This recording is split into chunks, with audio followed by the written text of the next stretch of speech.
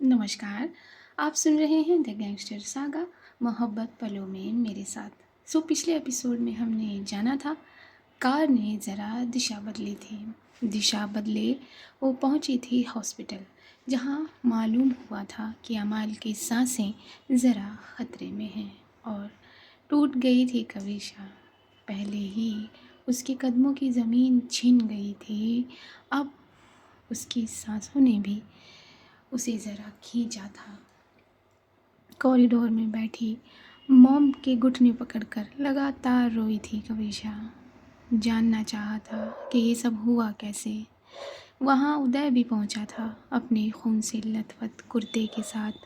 उससे भी सवाल किया था कविशा ने, लेकिन अभी कुछ मालूम ही नहीं है। जो भी मालूम है वो सिर्फ़ और सिर्फ आमाल को मालूम है। आमाल को गोलियां लगी हैं। डॉक्टर का कहना था कि वो 2 गोलियां निकाल चुके हैं। एक अभी भी अमाल के शरीर के अंदर है। ये सुनते ही कविशा ने अपने कदम महादेव की तरफ बढ़ा दिए थे। क्या उसको वो पल याद आ गया था जब उसने उस कुलदेवी के मंदिर में ये कहा था कि मुझे इससे छुटकारा दिला दो। बस वो महादेव से कुछ कहना चाह रही थी। 2-3 अल्फाज निकले भी थे उसके मुख से, लेकिन उसके बाद वो रोने के अलावा कुछ न कर सकी थी। तभी एक महाराज आए थे और उसे अपने साथ ले गए थे। कुछ मंत्रों का जाप करना शुरू कर दिया था। कविशा ने उन महाराज के पीछे पीछे डॉक्टर्स ने अमाल के शरीर से सारी गोलियों को निकाल दिया था और ये बताया था कि क्या ख़तरा है। ख़तरा ये था कि रीढ़ की हड्डी को घायल कर दिया था एक बुलेट ने, और अगर उसका प्रभाव ज़्यादा हुआ तो अमाल अपनी याददाश्त पर थोड़ा सा ज़ोर खो देगी। तो यही था रिकैप। आइए आगे चलते हैं। अमाल को आईसीयू में शिफ्ट कर दिया गया था। उसे ऑब्जर्वेशन में रखा गया था। उसके पास बैठी मॉम की प्रार्थनाएं अलग थीं। दूर खड़ी प्रिया की प्रार्थनाएं अलग थीं। दरवाजे के एक कोने को पकड़े उदय की प्रार्थनाएं अलग थीं। मम्मी की प्रार्थनाएं अलग थीं। रूह अपनी एके के कदमों को पकड़कर बैठी हुई थी। बस वो भी अपने मासूम दिल से यही प्रार्थना कर रही थी कि उसकी एके जल्दी से जल्दी ठीक हो जाए। और वहाँ वहाँ कविशा के होंठ लगातार चल रहे थे उन मंत्रों का जाप करते हुए, और उसके मन में सिर्फ़ और सिर्फ एक ही बात, एक ही ख्याल था कि अमाल को खतरे से बाहर निकाला है महादेव। जिस दिल चोट लगे वो भी उसकी पीर जाने। तो बस यहाँ हर दिल घायल था। प्रिया, कविशा कहाँ है? धीरे से पूछा था मम्मी ने। पता नहीं मम्मी, देख दी को तो मैंने देखा ही नहीं है, कहाँ चली गई हूँ। उदय की नज़र परेशान प्रिया पर पड़ी थी और वो समझ गया था, जान गया था। वो धीरे से प्रिया के पास आया था। क्या हुआ? दी कहाँ चली गई है? तुम चिंता मत करो, मैं देखता हूँ। उदय ने धीरे से कहा था प्रिया से, और उसने अपने कदम बड़ी सावधानी से इस ऑब्जर्वेशन रूम से निकाल लिए थे और ढूंढने लगा था। हॉस्पिटल के कॉरिडोर में उसने ढूंढा था कविशा को। कविशा वहाँ नहीं थी। हॉस्पिटल के बाहर वाले बरामदे में भी वो आया था, वहाँ भी कविशा नहीं थी। कहाँ चली गई है भाभी? और वो ये बेचैनी भरे कदम वापस ले गया था अंदर। प्रिया से बताया था उसने। प्रिया भी उसके साथ अब बाहर आ गई थी ढूंढने के लिए कविशा को, और ये दोनों कविशा को तलाशते नजर आए थे। कविशा को ढूंढ आए थे उदय और प्रिया, लेकिन उन्हें कहीं नहीं मिली थी कविशा। कहाँ चली गई भाभी? उदय परेशान होता नजर आया था। कोई बात नहीं, तुम दी के लिए उतना परेशान मत हो। वो जहाँ भी गई होंगी, मुझे मालूम है वो सिर्फ़ और सिर्फ दुआएं ही कर रही होंगी। और उसी एक छोटे से बेंच पर प्रिया बैठ गई थी। उसके ठीक बगल में उदय बैठा था। उदय ने उसके लेफ्ट हाथ को अपने हाथ में भर लिया था। कुछ नहीं होगा, ना ना बॉस को और ना ना भाभी को। देखना, बॉस बॉस को अभी होश आ जाएगा। कुछ नहीं होगा मेरी बॉस को, कुछ भी नहीं। वो बहुत स्ट्रॉन्ग है प्रिया। उदय की आवाज़ यहाँ लड़खड़ा गई थी। उसका वॉइस बॉक्स भारी हो गया था। प्रिया ने उसके चेहरे को अपने कंधे से झुका लिया। जब एक मर्द की आंखों में आंसू आते हैं तो उससे प्यारी चीज़ कोई होती नहीं। और यहाँ प्रिया का एक मन मोह ले गया था उदय। वक्त बहुत स्लोली आगे गया था, सिर्फ इन लोगों के लिए, लेकिन वो तो अपनी रफ्तार से ही बढ़ा था ना। हाँ, सुबह का पहला पहर आ चुका था। मोम की पलकें सिर्फ झपकती थीं और झपक कर सीधा अमाल के चेहरे पर पड़ती थी, जिस पर वो ऑक्सीजन मास्क लगा हुआ था। मोम को वो मास्क बिल्कुल पसंद नहीं आ रहा था, किसी भी माँ को नहीं आता। तभी अमाल का हाथ ज़रा हिल गया था मोम के हाथ में। अमाल, अमाल बेटा, रो, जा बेटा, डॉक्टर को बुला के ला, जल्दी जा। मोम ने बहुत स्लोली कहा था। रूह के कदम बाहर की तरफ आ गए थे और वो फ़ौरन से पहले ही डॉक्टर के पास दौड़ पड़ी थी। डॉक्टर के साथ 2 नर्सेस भी इधर दौड़ी थीं और फट से उन्होंने आकर आमाल को चेक किया था। बस आमाल को होश आ गया था। प्रिया और उदय के कदम इस तरफ आए थे। जैसे ही उन लोगों ने देखा डॉक्टर्स और नर्स को, उनके कदम जल्दी इसी तरफ बेड की तरफ बढ़ गए थे। खतरे से खाली हो गई है माल। होश तो उसे आ गया है, लेकिन बस अब ये देखना है कि वो अपनों को पहचानती है या नहीं। लेकिन अभी उसे होश ज़रा धीरे धीरे आएगा। तो आप लोग परेशान मत होइएगा। ये कह के डॉक्टर यहाँ से बाहर चले गए थे। एक नर्स वहीं छोटी सी एक चेयर पर बैठ गई थी और दूसरी नर्स भी डॉक्टर के पीछे पीछे बाहर होती नज़र आई थी। फिर सभी अपनी अपनी जगह बैठे थे, टकटकी लगाए कि अमाल कब होश में आएगी। रूह की निगाहें ज़रा थकने लगी थी। विनय का मैसेज आया था उसके सेल फ़ोन पर। विनय को सब कुछ पता था क्योंकि रूह ने उसे सब कुछ बता दिया था। विनय साथ तो नहीं था, लेकिन हाँ, रूह के पास था हमेशा, हर एक पल में। तभी आमाल की पलकों को हिलता देखा था मोम ने, और उसने अपनी पलकों को 10-12 बार हिलाकर धीरे से खोला था, जो कि आधी ही खुली थी। और बस अमाल की नज़र मोम पर गई थी। मोम ही उसके सबसे करीब बैठी थी। बाकी लोग थोड़ी थोड़ी दूरी लिए बैठे हुए थे। मोम, अमाल ने बहुत धीरे से अपने लब खोले थे और उसकी वो आधी खुली आंखें भी मोम को पहचान गई थी। हाँ, अमाल ठीक है। उसकी याददाश्त पर कोई असर नहीं हुआ है। बेटा, अब जाकर मोम की आंखों से आंसू गिरे, जो बहुत देर से मोम ने थामे हुए थे।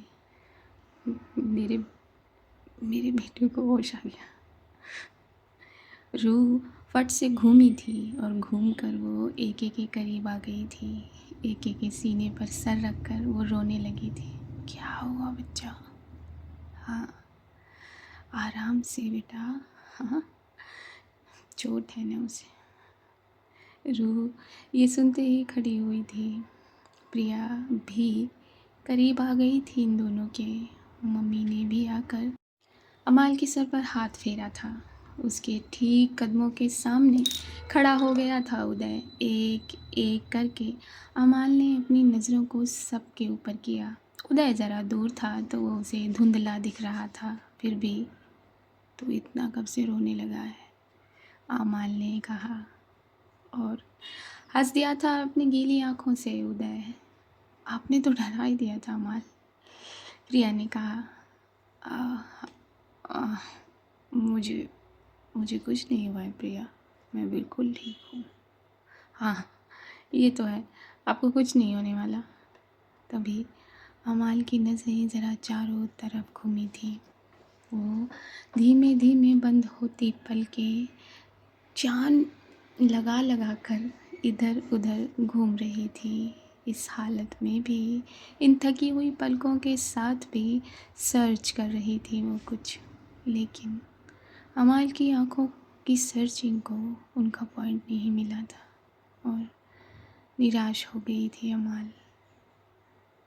क्या हुआ बेटा? कुछ नहीं माम। ये सब कैसे हुआ है कि? कुछ नहीं बेटा, तुम्हें जानने की ज़रूरत नहीं है। और आप लोग कब से यहाँ हैं? घर जाइए आप लोग। Mummy, mom. अमाल ने पहले मम्मी फिर मॉम को देखा था। क्यों? हम क्यों घर जाएं? हम नहीं जाएंगे घर, रू ने साफ साफ मना कर दिया था। और डॉक्टर फिर से आए थे क्योंकि वो बैठी हुई नर्स ने जाकर डॉक्टर को इत्तला दे दी थी। आप लोग थोड़ा सा पीछे हटिए प्लीज़, बाहर जाइए। और ये डॉक्टर वही डॉक्टर थे जो टीम के साथ थे, सबसे सीनियर कह सकते हैं। उन्होंने सबको बाहर जाने का ऑर्डर दे दिया था। सब अपने अपने खुश दिल के साथ बाहर आकर बैठ गए थे। अपनी आंखों से आंसू पोंछ लिए थे सबने, लेकिन मॉम की आंखें गीली थीं। तभी डॉक्टर बाहर आ गए थे। तो आप लोगों की दुआएं कबूल हो गई हैं, आपकी प्रार्थनाएं अर्श पर पहुंच गई थी। अमाल बिल्कुल ठीक है। हाँ, घाव ज़रा गहरा है तो आप लोगों को ध्यान देना होगा। और जो चीज़ हमें लग रही थी वो हुई नहीं, तो इसके लिए भी आप अपने अपने भगवान को शुक्रिया अदा धन्यवाद भेज सकते हैं। ठीक है, उसकी मेमोरी पर ज़रा सा भी फ़र्क नहीं पड़ा है, उसका प्रभाव नहीं पड़ा है, इफ़ेक्ट नहीं हुई है उसकी मेमोरी। उसका ब्रेन बहुत स्ट्रांग है, इससे ये साबित होता है। तो एक्सक्यूज़ मी। डॉक्टर मुस्कुराते हुए अपनी गर्दन हिलाते हुए अपनी बात कहकर यहाँ से आगे चले गए। और सबने खुशी भरी नज़रों से एक दूसरे को देखा। प्रिया ने उदय को गले लगाना चाहा था, उदय का मन भी था, लेकिन क्या करें, प्रिया ने जाकर मम्मी को गले लगा लिया था और रूह जाकर मॉम से लिपट गई थी। उदय ने अपने हाथ से अपने आप को ही गले लगा लिया था, यानी कि अपने चेस्ट को उसने सहला दिया था। दिल में दर्द था, दर्द दोनों तरफ से था।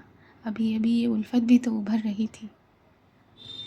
बस जैसे ही रूह मॉम के कलेजे से हटी, उसकी निगाह, उसकी नज़रें सामने गई जहाँ से कविशा के वो धीमे धीमे कदम इनकी तरफ बढ़ रहे थे। रूह फ़ौरन से पहले दौड़ गई थी और उसने जाकर कविशा को कसकर गले लगा लिया था बिना कुछ कहे।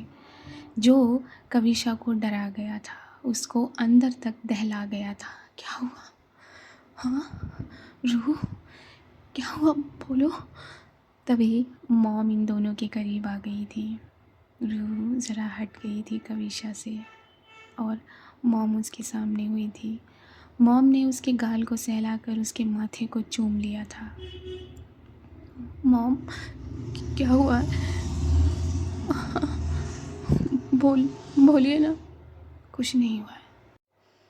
अमाल को होश आ गया है।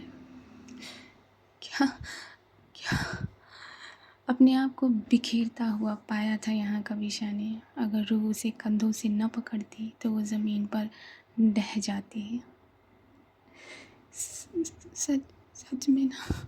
हाँ बेटा, सच में हमारी अमाल बिल्कुल ठीक है, बिल्कुल ठीक। उसे होश आ गया है। कविशा फट से मॉम के सीने से लग गई थी, चिपक गई थी, जैसे एक बच्चा अपनी माँ के सीने से चिपक जाता है। मॉम ने भी उसके सर को सहलाकर उसे बहुत प्यार किया, उसे शांत करने की कोशिश की। और मम्मी भी अब इस तरफ आ गई थी। उन्होंने भी कविशा के गाल को सहलाया। कविशा का चेहरा कितना थका, कितना डरा, जैसे उसमें जान ही नहीं थी, ऐसा नज़र आ रहा था। बस जैसे ही कविशा ने अपने गाल पर अपनी मम्मी के हाथ को पाया, उसने अपने आप को सुपुर्द कर दिया मम्मी के। मम्मी ने दोनों हाथों से उसे अपनी बाहों में भर लिया। बस बेटा, अब नहीं रोना, अब नहीं रोना। अमाल बिल्कुल ठीक है, बिल्कुल ठीक है। हाँ मम्मी, सिसकियाँ लेती नज़र आई थी कविशा। तभी मॉम ने उसके सर पर हाथ रखा। जा, अमाल से मिलने। कविशा फट से दौड़ पड़ी थी अमाल की तरफ, और उसके कदम दरवाजे पर आकर खुद ब खुद रुक से गए थे, जम से गए थे। वो दरवाज़ा खोल ही नहीं पाई। उसने दरवाज़ा खोलने के लिए हाथ ही नहीं बढ़ाया। हाँ, उस दरवाजे पर जो झरोखा बना हुआ था गोल सा, उसने अपनी नज़रें उसमें की और सामने अमाल को देखा, जिसके पास एक नर्स खड़ी होकर उसके कार्डबोर्ड को मॉनिटर कर रही थी। और अमाल की आंखें बंद थी।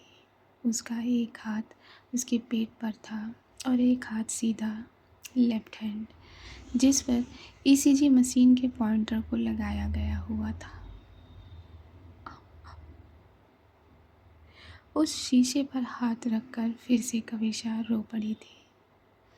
मॉम अब उसके पास आई थी, उसके कंधे पर हाथ रखा था। जा, अंदर जा बेटा। नहीं मॉम, मैं अंदर नहीं जाऊंगी, मैं अंदर नहीं जा। फिर से वो अपनी सिसकियों को थामने की कोशिश करने लगी थी, अपने चेहरे को ना में हिला रही थी। वो अंदर नहीं जा पा रही थी, वो अंदर नहीं जा पा रही थी। मॉम, हाँ बेटा बोल। मुझे घर जाना है। क्या मैं घर जाऊँ? हाँ, क्यों नहीं, तेरा ही घर है वो। जा उदय, घर लेके जाओ। माँ ने गर्दन से इशारा किया था उदय को। जी मॉम जी। उदय दोनों हाथ बांधे मॉम की तरफ आया था और कविशा अपने दुपट्टे से अपना चेहरा पोंछते हुए पीछे मुड़ने लगी थी।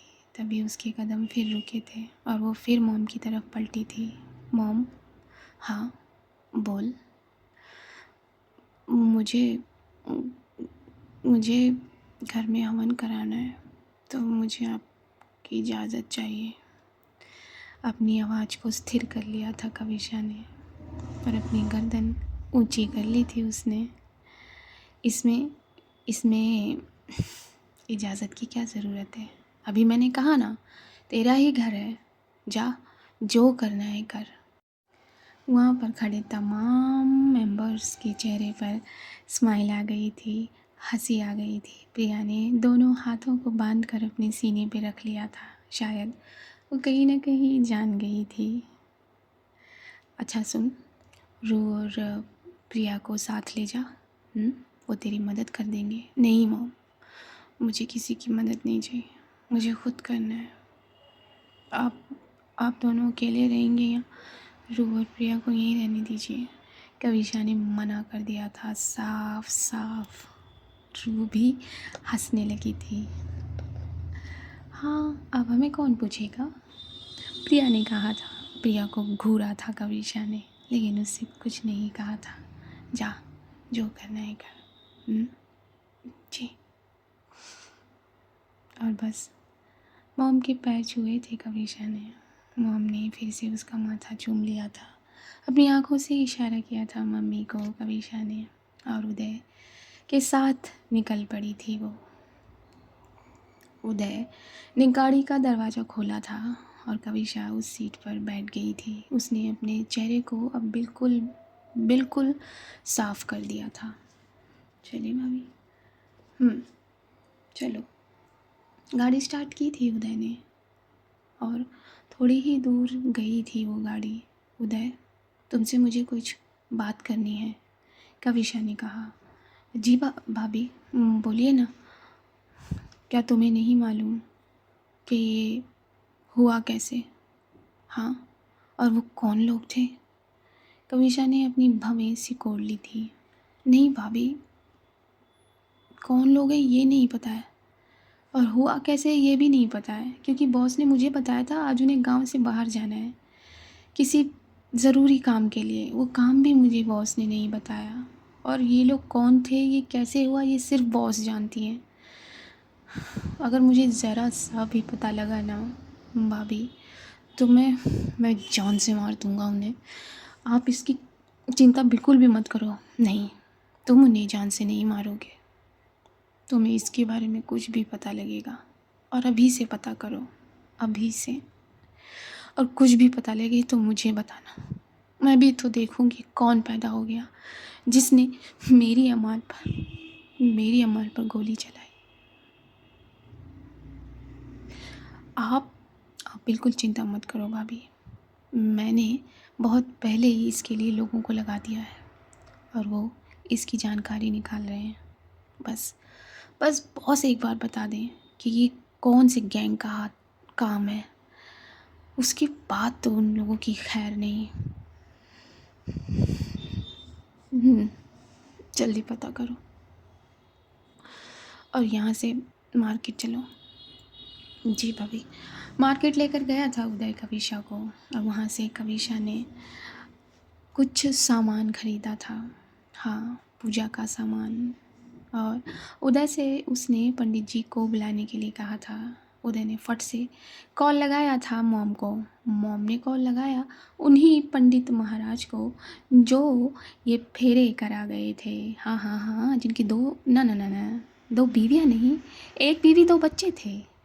उन्होंने फ़ोन उठा लिया था और उन्होंने ये कह दिया था मॉम से कि वो घर पहुंचते ही हैं। मॉम ने ये बात कविशा से कह दी थी। कविशा घर पहुंची थी। कविशा नहा चुकी थी।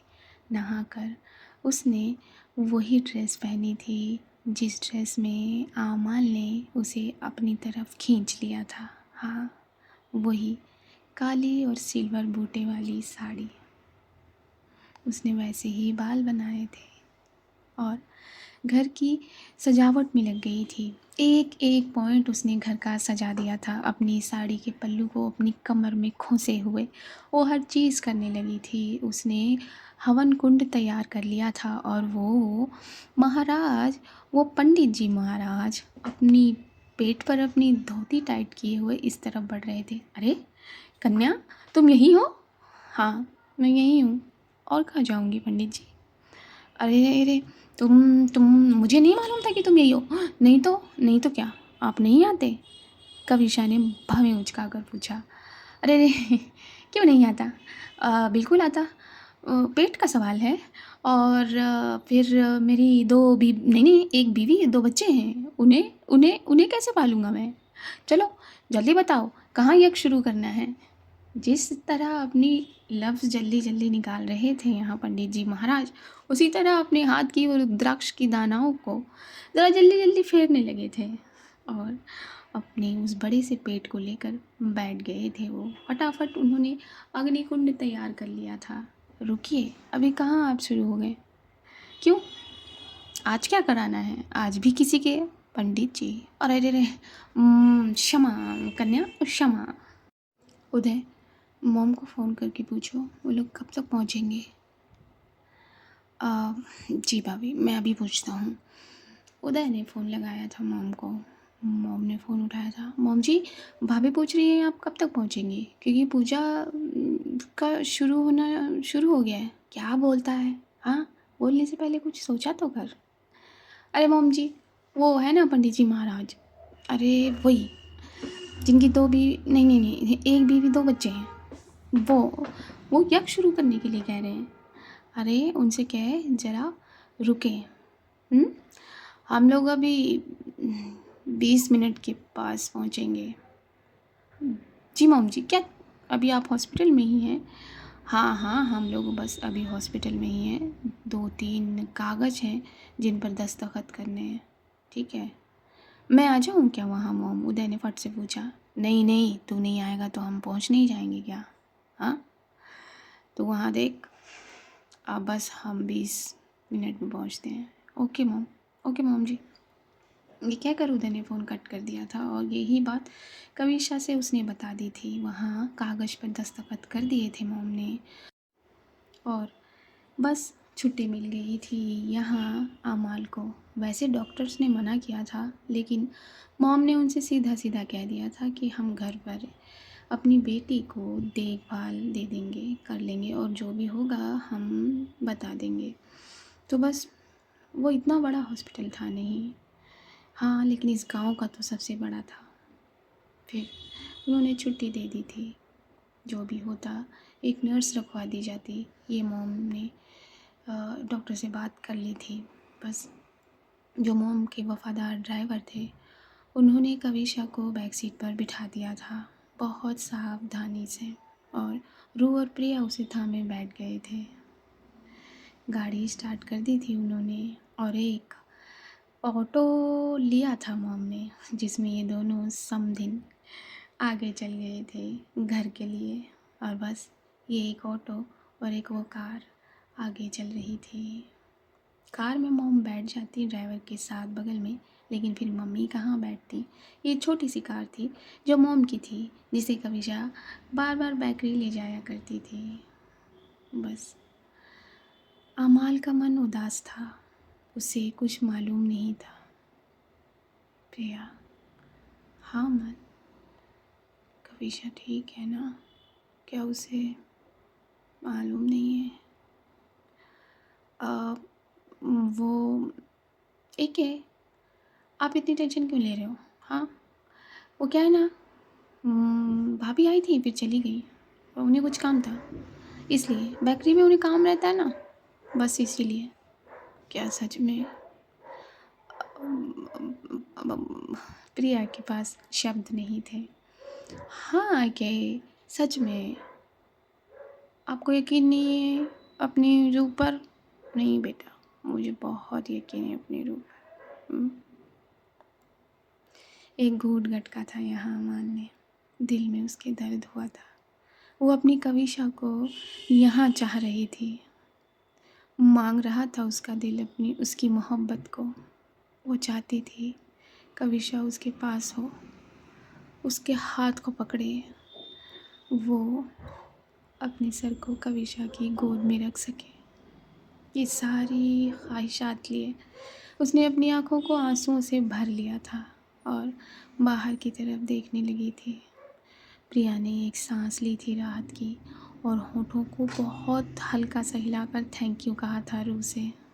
रू ने आँखों से ही इशारा किया था प्रिया को, अपनी चीज़ें खुद संभाला करो। और ये दोनों गाड़ियाँ अब आगे चलने लगी थी। बस थोड़ी ही देर में ये लोग घर पहुंचने वाले थे। कार ने घर पर पहुंचकर हॉर्न दिया था। उदय फट से दौड़ पड़ा था गेट की तरफ। वो मोटे मोटे दरवानों ने जल्दी से हवेली का ये बड़ा वाला गेट खोल दिया था और कार को अंदर किया था। कार अंदर पहुंची थी। फट से उदय ने दरवाज़ा खोला था। प्रिया उतरी थी।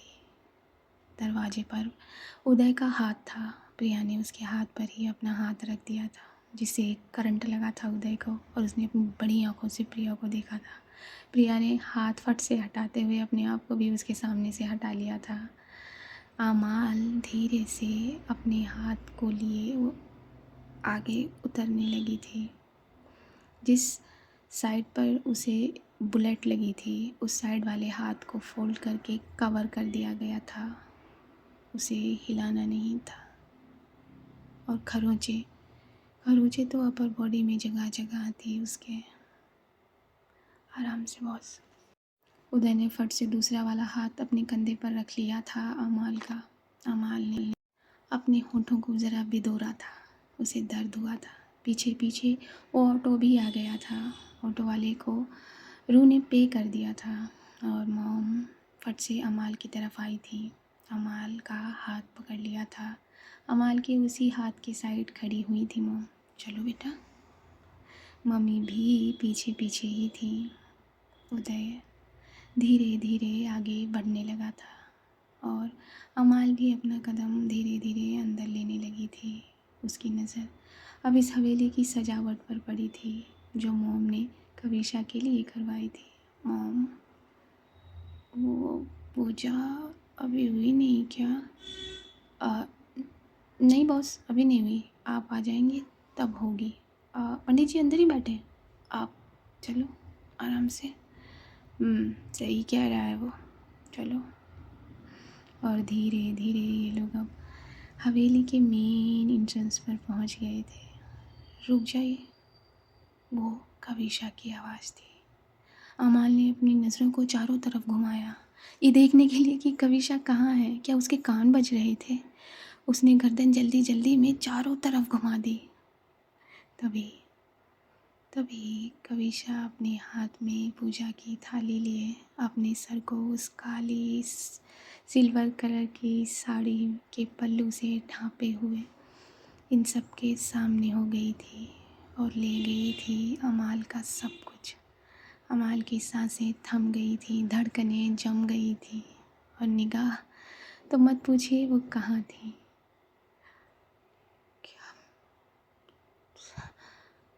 उसके अल्फाज नहीं थे उसके पास, क्या गुम हो गए थे। वो बस अपनी उस गहरी बोलती नज़रों से देख रही थी कविशा को। कविशा ने नज़र उठाकर अमाल की नज़रों में डाल दी थी और ये दोनों गुम हो गए थे एक दूसरे की निगाहों में। अमाल के बदन का एक एक रोआं सिहर गया था। उसका जी चाह रहा था अभी जाकर कविशा को सीने से लगा ले, लेकिन कैसे? बस ये दोनों एक दूसरे से निगाहों में ही बातें कर रहे थे, एक बहुत इंटेंस वाली बातें, जैसे अभी खींच लेंगे एक दूसरे को। कविशा के पैर भी जम गए थे। ये दोनों एक दूसरे को देखने में लगे हुए थे और सब इन दोनों को, अरे कन्या रुक क्यों गई? जल्दी जल्दी शीघ्र आरती करो, बहुत बहुत समय निकला जा रहा है। फिर कहोगी कि हवन मुहूर्त पर नहीं है। हाँ हाँ पंडित जी। कविशा के ख्याल से बाहर निकाल आए थे वो पंडित जी, लेकिन अमाल की नज़रें टस से मस नहीं हुई और करीब आई थी कविशा और उसने आरती की थी अमाल की। आरती करते हुए अमाल के माथे पर तिलक सजाया था और पंडित जी न जाने क्या क्या श्लोक पढ़ गए थे और अपने हाथ में लिए फूल बिखेर गए थे इन दोनों पर। वो बिखरे पत्तियाँ अमाल और कविशा के बालों में अटक गई थी।